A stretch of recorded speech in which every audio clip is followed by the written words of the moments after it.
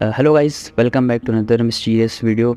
Before starting today's video, आप लोगों का बहुत शुक्रिया। पिछली वीडियोस में काफ़ी अच्छा रिस्पांस रहा। We are still learning. हम बहुत कोशिश कर रहे हैं कि हम अच्छा से अच्छा कंटेंट बनाएं और आप लोगों को दिखाएं। और काइंडली अगर आप लोगों को लगता है कि हमें कुछ ऐसी इंप्रूवमेंट की ज़रूरत है तो या फीडबैक दें, हमें कमेंट्स में बताएं। सो विदाउट फर्दर ड्यू आज की वीडियो की तरफ चलते हैं। ये फुटेज आप देख रहे हैं जिसमें ये लड़की, इसका नाम एलिसा लैम है, काफ़ी अजीब व गरीब हरकतें कर रही है, लिफ्ट में मौजूद है और बाज़ाहिर लगता है कि वो बहुत सारे बटन्स दबा रही है लिफ्ट के एक साथ। और फील हो रहा है कि वो मतलब डर रही है या कुछ कोई इसको बुला रहा है या वो किसी को बुला रही है। कुल मतलब एक वियर्ड सी फुटेज है। इस फुटेज के 8 दिन बाद इस लड़की की डेड बॉडी मिलती है इसी होटल के टेरेस से वाटर टैंक के अंदर। आखिर इस वीडियो का क्या कनेक्शन है इसकी मौत से, जानते हैं इस वीडियो को डिटेल में अनडिस्कवर्ड लाइज के साथ। और हाँ, काइंडली सब्सक्राइब करना मत भूलिएगा।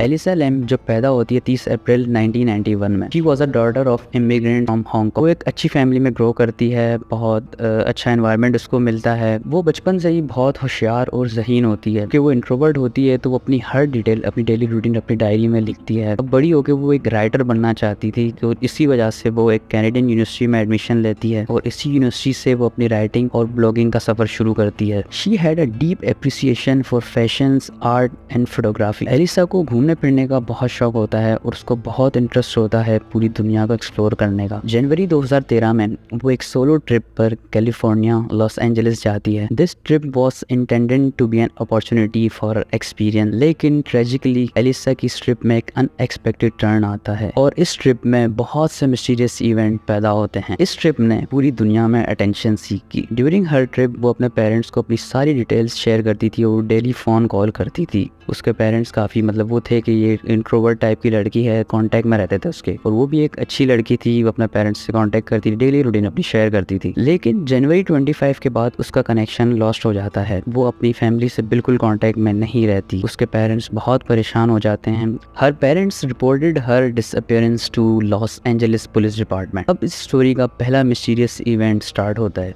वो जिस होटल में स्टे करती है इसका नाम सेसिल होटल होता है। ये वही होटल है जहाँ पर अब तक 16 अजीबोगरीब मौत हो चुकी हैं, जिसमें ज़्यादातर मौत सुसाइड से हुई हैं और बहुत सी पैरानॉर्मल एक्टिविटीज़ भी यहाँ देखी गई हैं। और यहाँ तक कि बहुत से ऐसे केसेस भी हैं जो अब तक अनसॉल्व्ड हैं। एलिसा चूँकि एक स्टूडेंट होती है तो वो चाहती है कि उसको एक कम बजट में एक ऐसा होटल मिले जहाँ पे वो कुछ दिन आराम से गुजार सके। होटल सेसिल भी एक ऐसा ही कम बजट होटल था और वो जिस एरिया में था वहाँ पे अक्सर ड्रग्स सप्लायर और बहुत से क्रिमिनल इलाके में रहते थे। During investigation loss Angeles police department इस होटल में जब इन्वेस्टिगेशन करती है तो वो काफ़ी एलिसा की काफ़ी चीज़ें ढूंढती है। उनके रूम में सर्च करती हैं तो उनको कोई ऐसी चीज़ नहीं मिलती जिससे वो ढूंढ सके कि एलिसा वाकई में है कहाँ, क्योंकि वो 6 दिन से लापता थी। जब होटल स्टाफ उस लिफ्ट की फुटेज पुलिस डिपार्टमेंट को देती जो 8 दिन पहले उस लिफ्ट में बनी गई थी, पुलिस डिपार्टमेंट को ड्यूरिंग इन्वेस्टिगेशन उसी वक्त उन्हें ये फुटेज मिलती है जहाँ पे एलिसा को देखा गया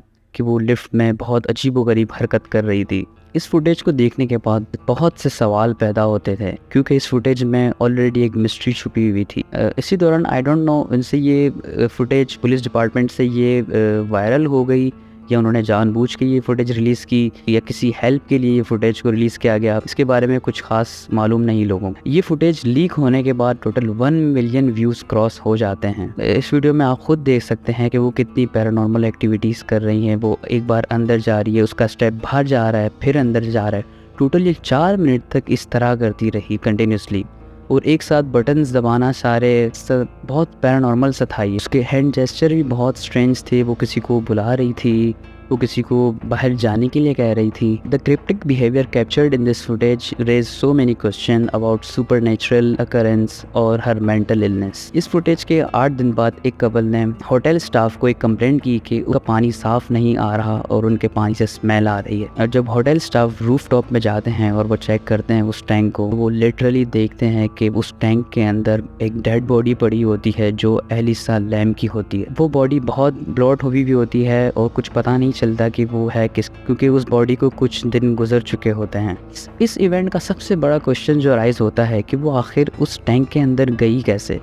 वो टैंक ऑलरेडी इतना बड़ा है और उसके अंदर जो उसके ऊपर जो लिड लगी हुई है वो कम से कम 2 पर्सन उसको हटा सकते हैं। चूँकि एलिसा एक लड़की थी और वो ये लिड कैसे हटा सकती थी, ये क्वेश्चंस बहुत राइज होता है। अब वो होटल स्टाफ पुलिस को इतला देता है तो पुलिस देख के भी बहुत शॉक हो जाती है कि ये आखिर वाटर टैंक के अंदर गई कैसे, और इसका कनेक्शन उस 8 दिन पहले लीक हुई फुटेज से भी बनता है और ये मिस्ट्री अब तक अनसॉल्व रही। उसकी ऑटोप्सी और पोस्टमार्टम के बाद उसकी बॉडी से ना कुछ टॉर्चर का निशान मिला, ना उसकी बॉडी में कोई ऐसे स्पॉट्स थे जिससे लगे कि उसको किसी ने मारा गया, किसी ने उसका मर्डर किया गया।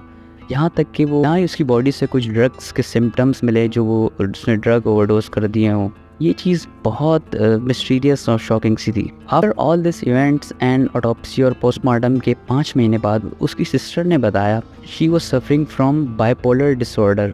बाइपोलर डिसऑर्डर एक ऐसी मेंटल कंडीशन है जिसमें लोगों को लगता है कि नॉर्मल में कुछ चीज़ है नहीं और वो फील करता है, उसको कोई मारने आ रहा हो या उसको कोई फॉलो कर रहा हो। तो इसी चीज़ को उस फुटेज से लिंक बनती है कि वो लिफ्ट में भी यही फील कर रही थी कि उसको कोई फॉलो कर रहा है और वो डर के मारे छुप के उस लिफ्ट में छुप रही थी। और उसी बाइपोलर डिसऑर्डर से उसके अंदर एक्सट्रीम मूड स्विंग्स आते थे और बहुत से डिल्यूजन्स आते थे जो फील करती थी कि वैसा उसको हो रहा है लेकिन ऐसा कुछ होता नहीं था। तो मेरे ओपिनियन से I think she was suffering from deep mental illness जिसकी वजह से ये इसने सुसाइड की। आई डोंट नो व्हाटएवर, लेकिन ये मिस्ट्री अब तक अनसॉल्व है। लेकिन मेरा ओपिनियन ये है कि ये शायद मेंटल इलनेस का ही शिकार हुई। फिर भी यार अफसोस होता है, इसकी मेंटल इलनेस इसका ट्रीटमेंट टाइम पे हो जाता तो माइट भी वो बच जाती इस सुसाइड से। हमारे आसपास भी बहुत से अक्सर ऐसे लोग होते हैं जिनको काफ़ी नीड हो। आप सब भी अपना काइंडली ख्याल रखें और अपने आसपास के लोगों पे नज़र रखें जिनको लिटरली नीड होती है। लेकिन क्या वाकई आपको लगता है कि इसकी मौत वाकई मेंटल इलनेस से हुई या इसके पीछे कुछ और मिस्ट्री छुपी हुई है? Despite the speculations and theories, the true nature of Elisa Lam's death